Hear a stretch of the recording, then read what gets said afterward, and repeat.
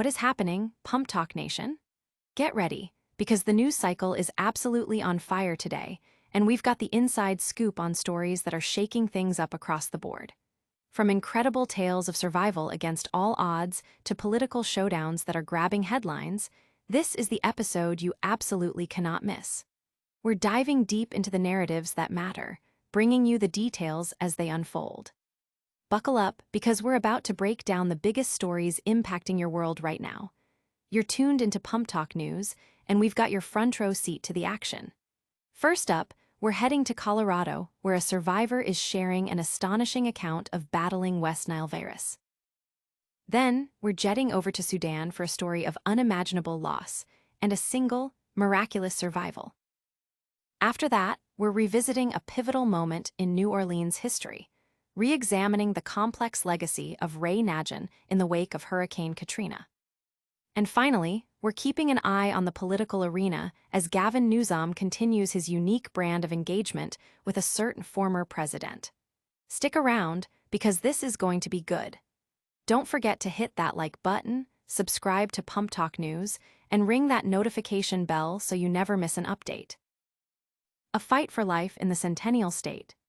In the heart of Colorado, a remarkable story of resilience is emerging, offering a powerful testament to the human spirit's capacity to overcome immense adversity. A survivor of the West Nile virus is stepping forward to share their deeply personal and harrowing experience with the potentially life-threatening illness. This first-hand account provides a critical, albeit sobering, look at the realities of contracting a disease often underestimated by the public. The narrative unfolds not just as a medical battle, but as a profound journey of recovery, highlighting the physical, emotional, and psychological toll the virus can inflict. The survivors' willingness to recount their ordeal aims to raise awareness and underscore the importance of preventative measures in combating the spread of this mosquito-borne disease. Their story serves as a stark reminder that while often localized, the threat of West Nile virus is very real and demands our attention. As the narrative progresses, we delve into the initial symptoms that were initially dismissed, the rapid escalation of the illness, and the critical moments that hung in the balance. The details of the medical interventions, the long road to rehabilitation, and the lasting impact on daily life are all brought to the forefront. This is more than just a health update. It's a deeply human story of courage in the face of a significant health challenge, offering valuable insights into a condition that affects communities nationwide. Audience impact. This compelling personal story is resonating widely, prompting urgent discussions about public health awareness and the need for continued vigilance against vector-borne diseases. Prepare yourselves, because the next story takes us to a place of devastating natural power. And then, we're diving back into a legacy that continues to spark debate. A village vanishes, one miracle remains. In a tragedy of epic proportions, a remote village in Sudan has been virtually erased from the map, swallowed by the earth in a catastrophic landslide.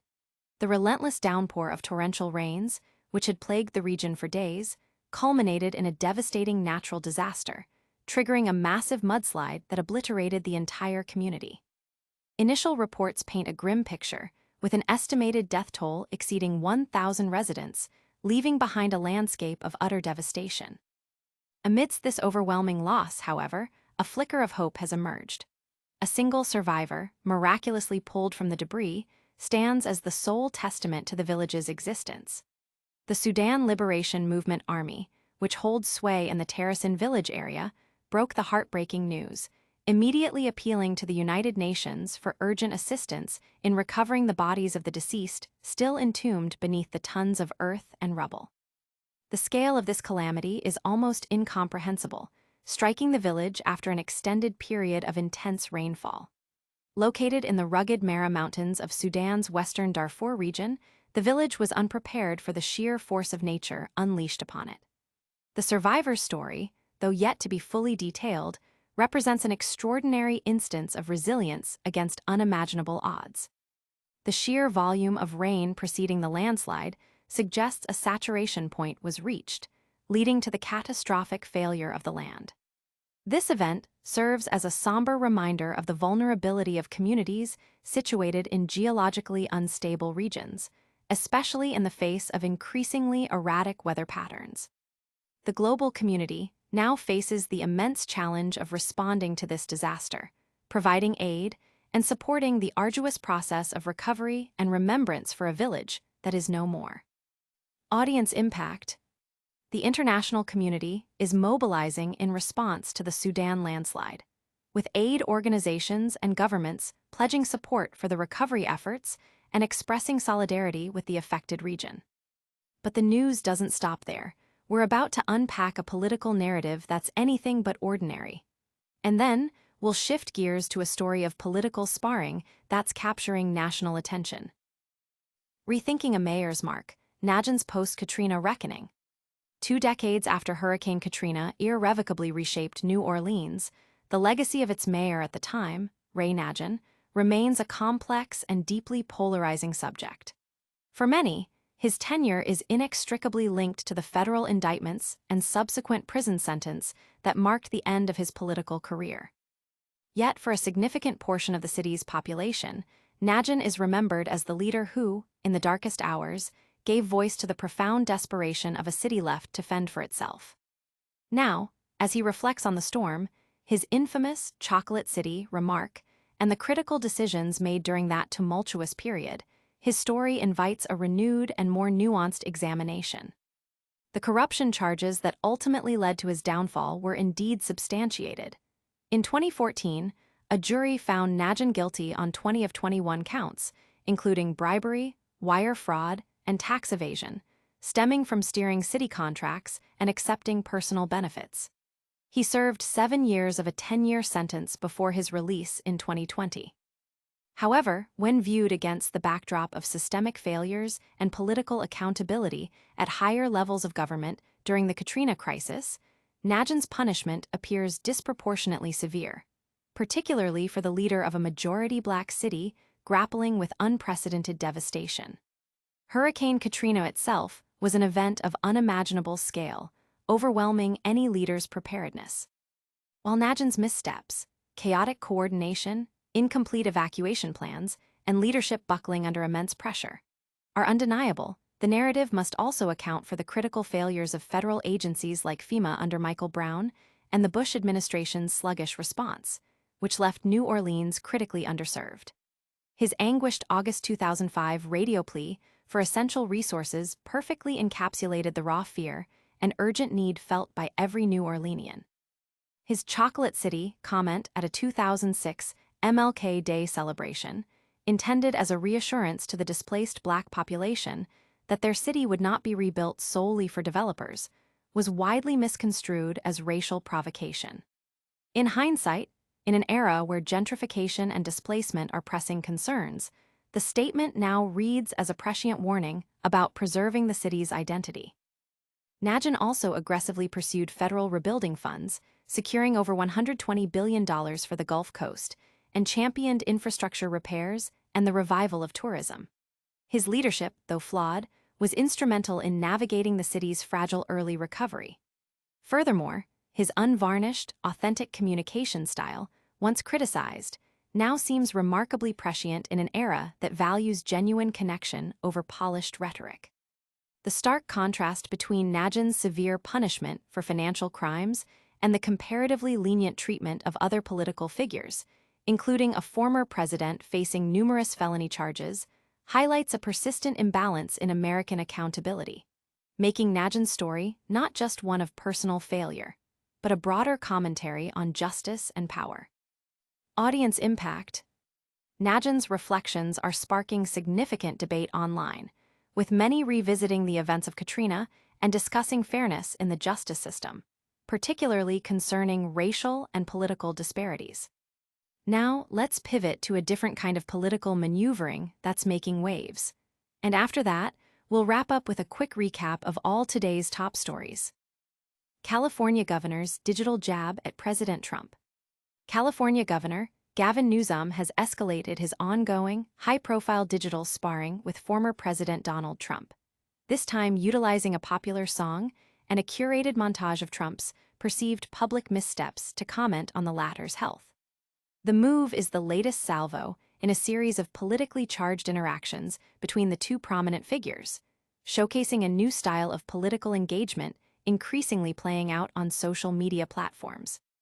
Newsom posted a video on Instagram set to Reba McEntire's 2001 hit I'm a Survivor, a song that stands in stark contrast to the opulent lifestyle often associated with a former president.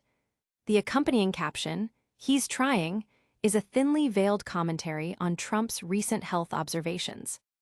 The video itself is a compilation of moments that have drawn public attention, including instances where Trump appeared to stumble on the steps of Air Force One, reacted awkwardly to a squawking eagle during a photo opportunity, and was momentarily affected by a reporter's microphone. A particular focus of the montage is placed on the bruising observed on Trump's hands in recent months. While the White House, through Press Secretary Caroline Leavitt, has attributed these marks to extensive diplomatic handshaking and aspirin use, citing Trump's claim of meeting more Americans daily than any previous president, public speculation has continued.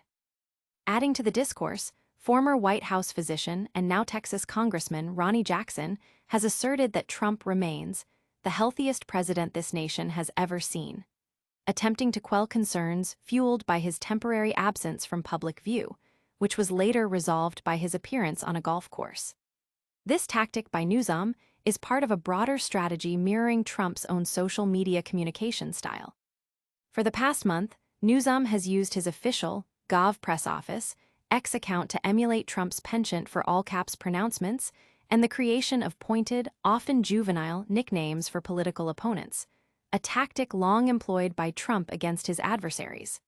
This digital back-and-forth has included direct exchanges, such as Newsom's retort, "Night, night, Grandpa," to one of Trump's posts. Trump eventually responded on Truth Social, criticizing Newsom's performance as governor and his standing in the polls. The exchange has even extended to the exchange of merchandise, with Newsom's team reportedly sending Newsom 2026 mugs and Newsom was right about everything hats in response to red Trump 2028 baseball caps sent by Trump's campaign, indicating a sustained and somewhat playful, albeit politically charged, rivalry. Audience impact. Newsom's video has ignited a flurry of online reactions, with supporters praising his sharp political wit and critics decrying the move as divisive and unbecoming of a governor. That's all the top stories for today, folks. But before you go, let's do a super quick recap. And that's a wrap on today's essential updates. We heard from a Colorado survivor of West Nile virus, witnessed the devastating aftermath of a landslide in Sudan with a single miraculous survivor, re-examined the complex legacy of Nagin 2 decades after Hurricane Katrina, and saw California Governor Gavin Newsom's latest digital jab at former President Trump. Don't miss out on any of the crucial stories shaping our world. Make sure you're subscribed to PumpTalk News. Hit that like button if you found this update valuable, ring the notification bell to stay ahead of the curve, and drop a comment below to share your thoughts on today's headlines. For even more in-depth coverage and behind-the-scenes insights, follow us on all our social media channels. We'll see you next time with more of the news that matters, right here on PumpTalk News.